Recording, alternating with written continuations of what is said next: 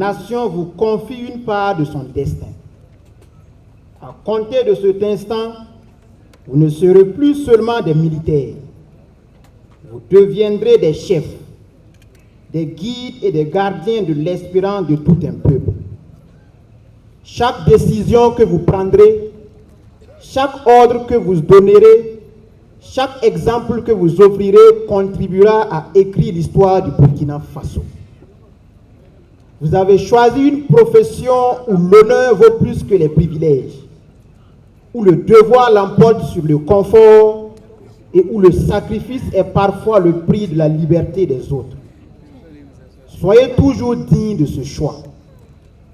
Vous entrez dans le corps des officiers à une période exceptionnelle. Sous l'impulsion de la révolution progressiste populaire, notre nation a décidé de reprendre pleinement en main son destin. Les victoires remportées par nos forces armées combattantes au cours de l'année 2026 démontrent qu'aucune adversité ne peut triompher d'un peuple uni autour de sa souveraineté et de sa dignité.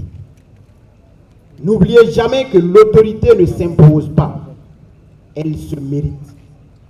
Vos hommes n'attendront pas de vous la perfection, mais l'exemplarité.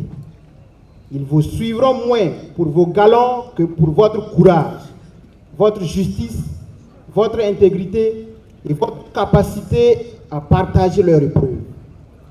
Dans les moments de doute, souvenez-vous que derrière chacun de vos engagements se trouvent des millions de Burkinabés qui placent en vous leur confiance et leur sécurité.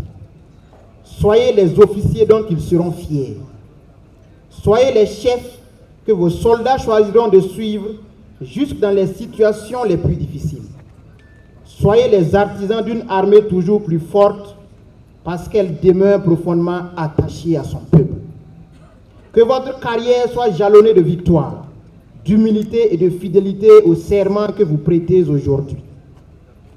Allez servir avec honneur, courage et foi, et que jamais ne s'éteigne en vous cette certitude qui anime notre peuple depuis toujours. Le Burkina Faso ne sera grand que par la grandeur de ses filles et de ses fils. Vive les forces armées nationales, vive le Burkina Faso, la patrie ou la mort, nous vaincrons. Camarade président Ibrahim Traoré, chef de l'État, chef suprême des forces armées nationales.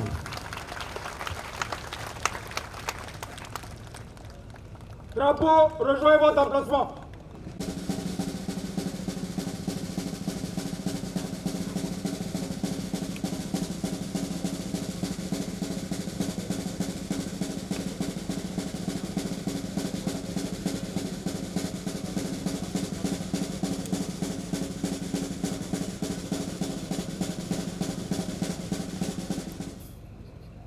Les nouveaux sous-lieutenants exécutent ici le grand salut.